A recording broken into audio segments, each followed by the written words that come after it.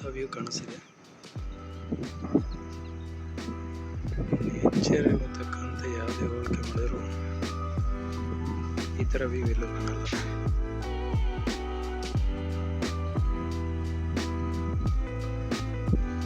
ದೀಪಾವಳಿ ನಾವು ಎಷ್ಟೇ ಲೈಟ್ಸ್ ಹಾಕಿದ್ರು ಈ ಥರ ಬ್ರೈಟ್ನೆಸ್ ಅಂತೂ ಯಾವತ್ತೂ ಬರಲ್ಲ. So C the sky how it was.